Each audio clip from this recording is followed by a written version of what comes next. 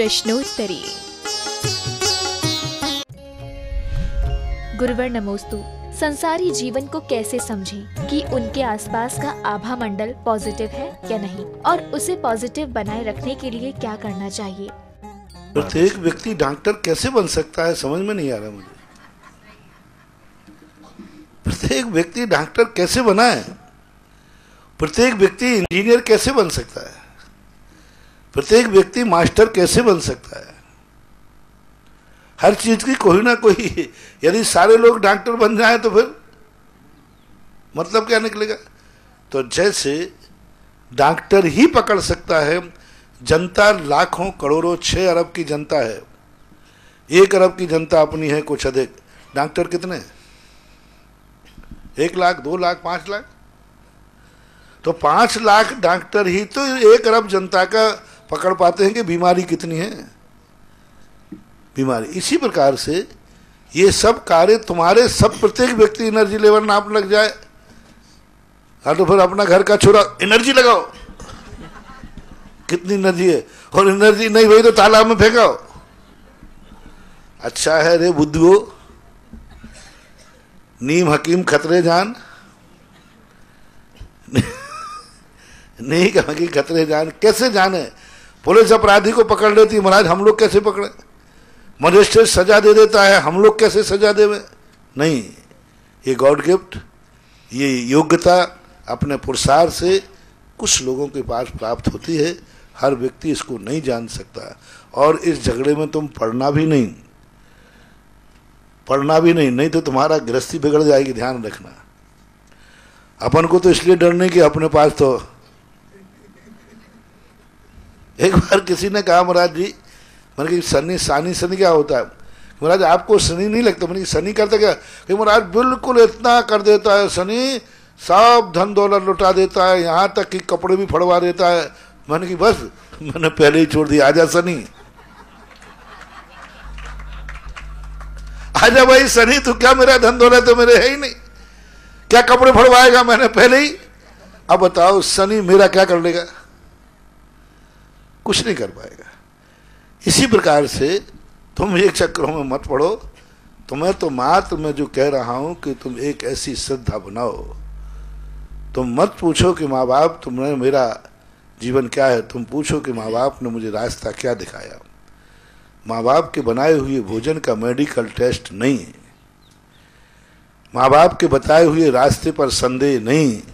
समंत भद्र महाराज ने गृहस्थ के लिए आदेश दिया, तुम्हें प्रैक्टिकल नहीं करना, गृहस्थी बिगड़ जाएगी, जिंदगी बिगड़ जाएगी, पागल हो जाओगे, विक्षिप्त हो जाओगे, तुम किसी लायक ही नहीं रहोगे।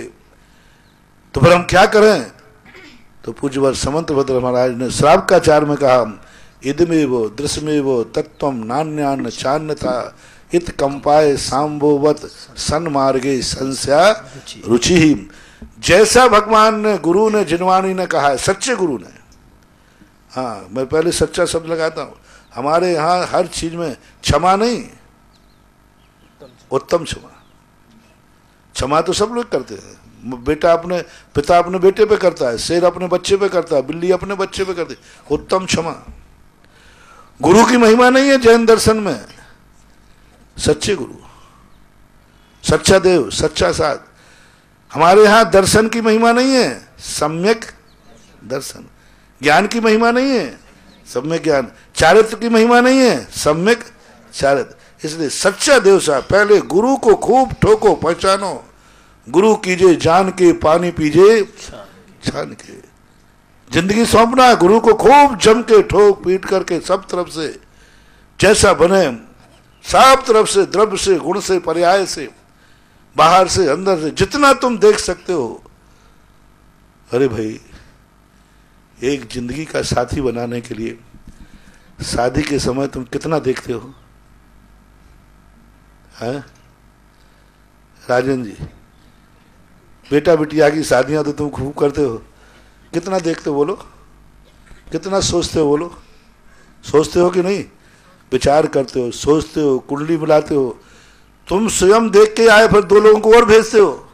अरे भाई, तुम्हारी आंखें नहीं थी क्या? तुम देख के आए? अरे तुम खुद देख रहे, फिर कहे नहीं साहब अभी लड़का का मामा और देखने में आएगा। अरे भाई तुम देख रहे, तुम्हारी आंखें हैं कि नहीं हैं? चार एक जिंदगी का साथी बनाने के लिए तुम कितना सोचते हो, कितना विचार करते हो, कितना मिलान करते हो।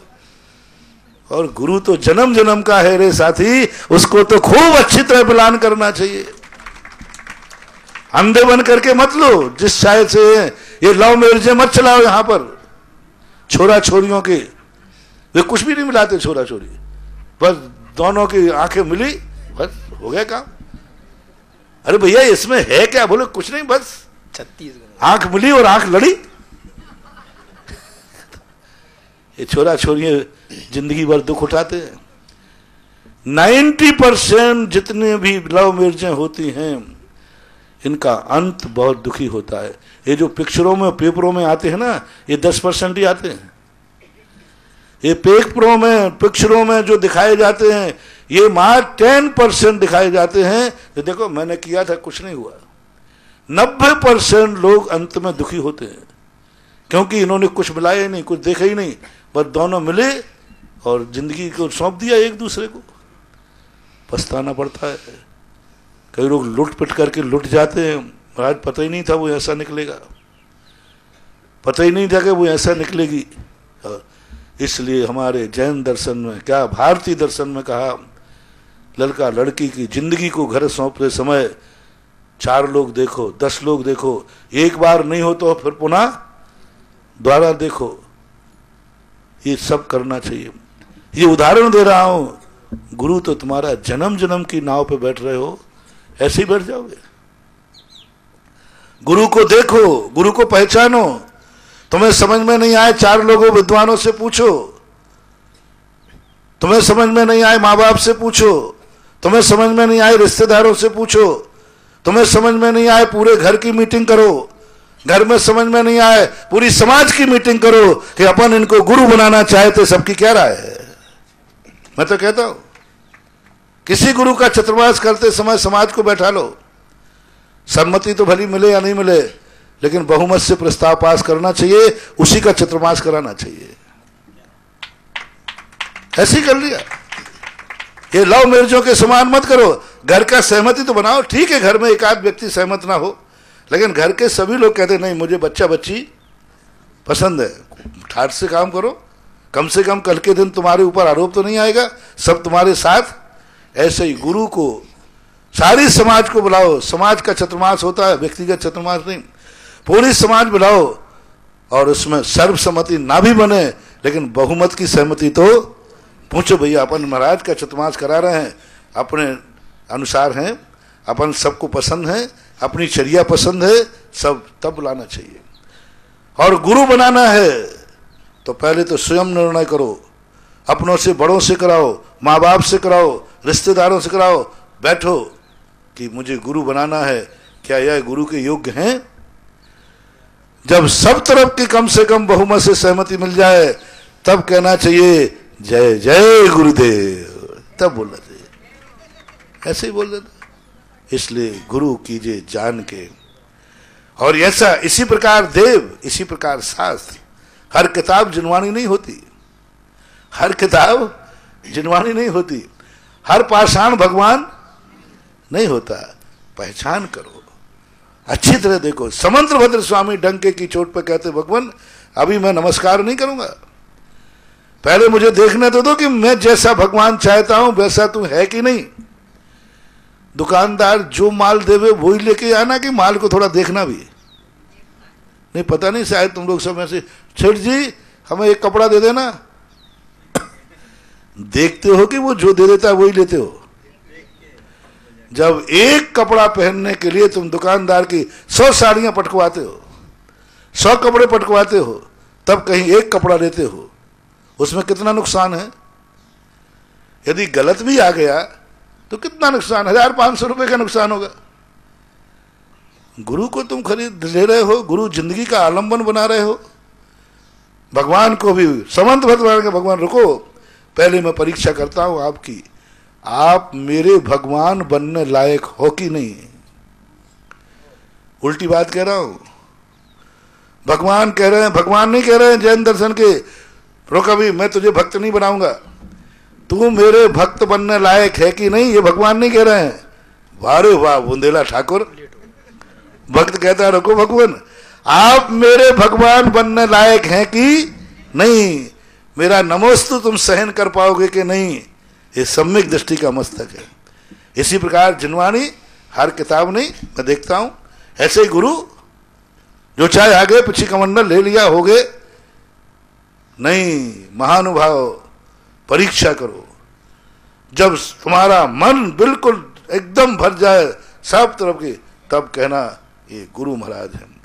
ऐसे गुरु महाराज, ऐसा साथ, ऐसा जिनवाणी जो कहे उसकी परीक्षा नहीं करना, डॉक्टर को पहचानना, दवाई क्या दी है, डॉक्टर साहब दवाई क्या है थोड़ा बताओ।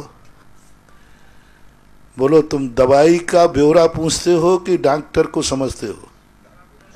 बोलो दवाई के संबंध क्या समझते हो?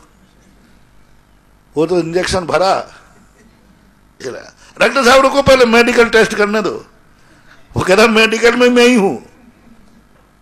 नहीं, डॉक्टर की पहचान कर लो, औषधि की पहचान करने की जरूरत ही नहीं है। पूज्यवर कुंद कुंद भगवान ने श्री समय सार में कहा तुम पहचान मत करो, तुम्हें ये कोई कहे कि ये जहर है तो कह देना होगा, जय बेजो पुरुषो न मरण मुम आदि, जय विस्म बुझ जंतु। उन्होंने कहा ठीक है तो जहर पी लेना, लेकिन किसके हाथ से? वैद्य के हाथ से। वैद्य के हाथ से हम वैद्य को पहचानेंगे, हम ये नहीं देखेंगे कि इसने जहर दिया है कि अमृत दिया है। हो सकता है ऐसी बीमारी हो जिसकी औषधि जहर हो, कड़वी दवाई भी तो औषधि होती है। तो बस गुरु सच्चा है, उसने तुम मत संदेह करो, मत प्रैक्टिकल करो, मत सोचो कि मैं अपनी एनर्जी लेवल कैसे नापूं, भगवान को कैसे नापूं। तुम तो सच्चा गुरु या सच्चा भगवान, सच्चा शास्त्र है, उसने जो कहा है उसे स्वीकार करो, तुम्हारा बेड़ा पार हो जाएगा।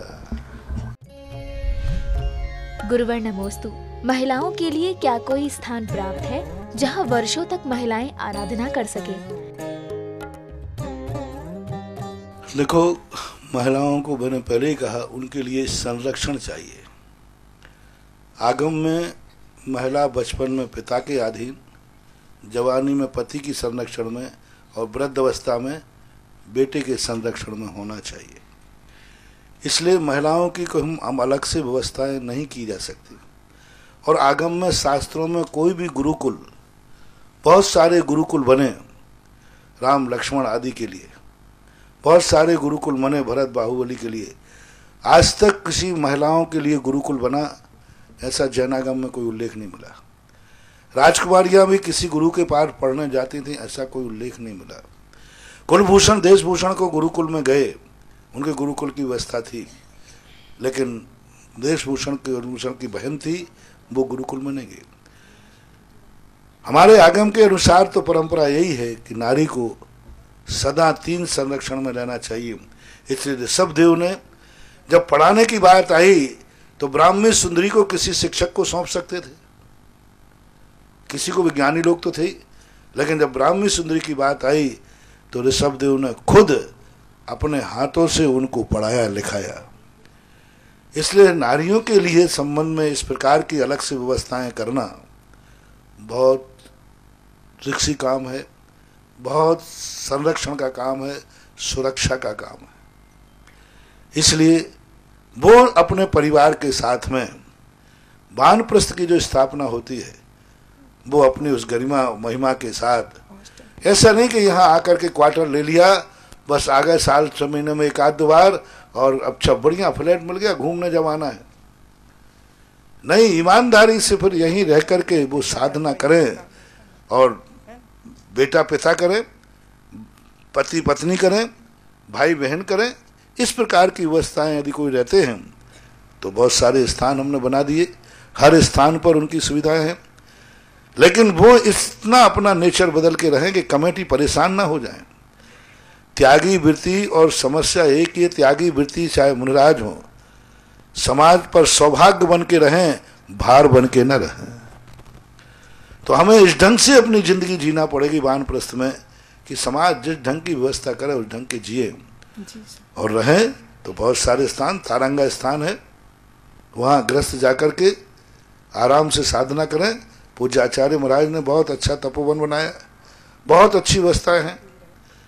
लेकिन बस ऐसे नहीं पहुंच जाए कि वहाँ जाकर के कोई व्रत पहुंच जाए और बीमार, और जब बीमारी होने पर घर की शरण लेना चाहिए।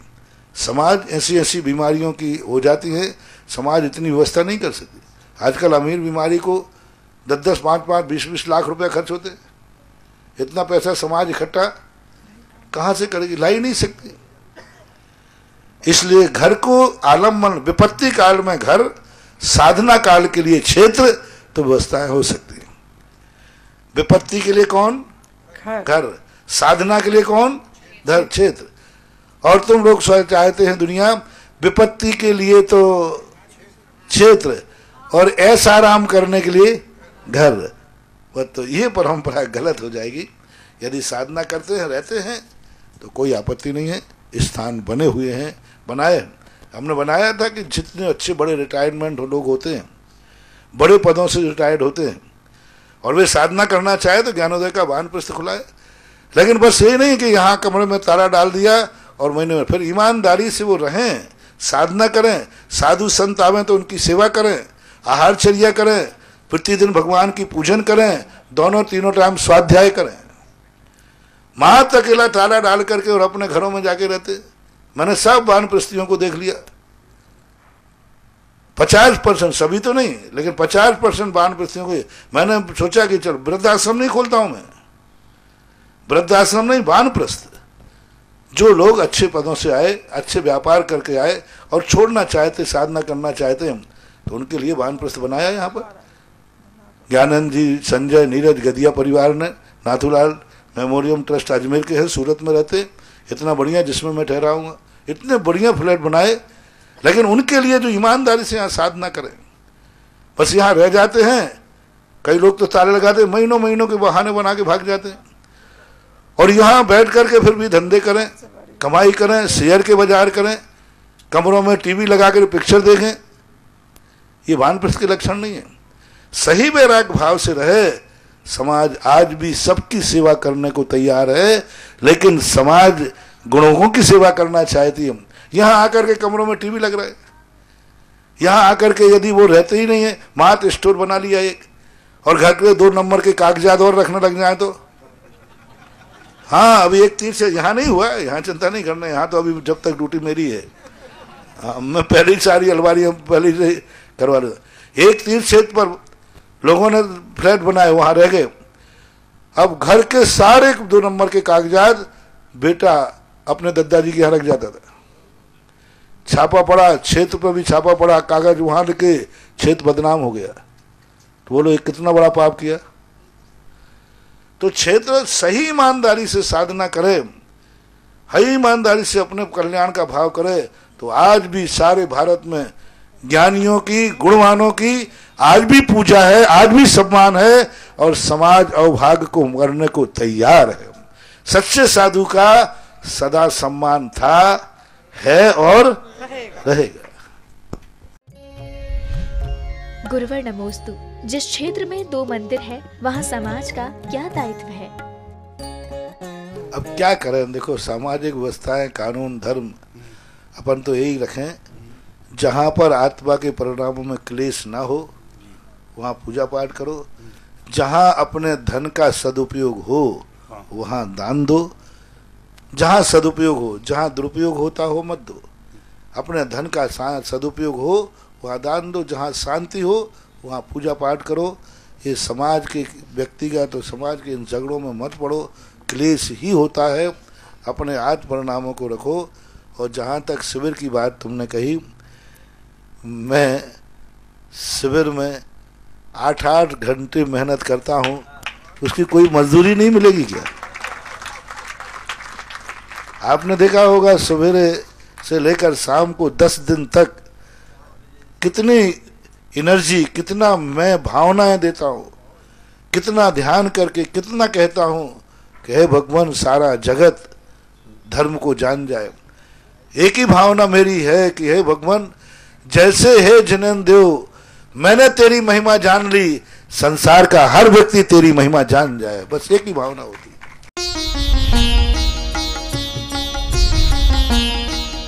सुधा प्रश्नोत्तरी।